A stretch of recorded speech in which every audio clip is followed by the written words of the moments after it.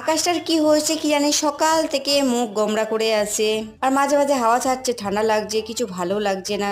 টক টক ঝাল ঝাল চটপটে খেতে ইচ্ছে করছে একটু, আর বাইরেও যেতে ইচ্ছা করছে। কি বিকেলবেলা কিছু বানাতে পারি কি? আগে ঘুম থেকে উঠে একটু ফল খেয়ে নিলাম, শসা আঙুর। এই রান্নাঘরে গেলাম, এক পাল্লা আলু নিয়ে চলে আসলাম। অত আলু সব করবো না, ছোট আলু বেচে কিছুটা করবো। সে একটা ছাগনি বসিয়ে দিয়েছিলাম, টমেটো আলু কিছুটা পুড়িয়ে নিয়েছি। বাপের বাড়িতে কাঠের উনুন ছিল, ছোটবেলায় আমরা কিন্তু এই নতুন ছোট আলুগুলোকে পুড়িয়ে আমরা উনুনের মধ্যে দিয়ে পুড়িয়ে খেতাম ভাই বোনে, ভালো লাগতো। আমরা ছাড়িয়ে টক টক একটা চাটনি বানিয়ে আলুর সঙ্গে লাগিয়েও খেতে বা এইভাবেও খেতে পারাই। অল্প একটু তেল দিলাম, সর্ষের তেল, শুকনো লঙ্কা ভেজে গুঁড়ো করে দিলাম, টমেটো একটা রসটা বের করে দিলাম, এতে করে নিংড়ে পাকা তেঁতুলের কাঁক দিলাম, একটু নেড়ে চেড়ে ভাজা আলুগুলো দিয়ে দিলাম, স্বাদ মতো নুন, ধনেপাতা, একটু নেড়ে চেড়ে নামিয়ে। আর টক টক খেতে ভালো, কিন্তু এই পরোটার সঙ্গেও কিন্তু দেখেছি। আচ্ছা, একটা প্লেটে সাজিয়ে না, একটু তেঁতুলের কাঁক, ধনেপাতা ছড়িয়ে ব্যালকনিতে কিংবা জানলার সামনে বসে এনজয় করে খাওয়া, দারুণ খেতে হয়েছে। ওরা আলুটাও আমি খাচ্ছি। ভিডিও দেখলে হবে।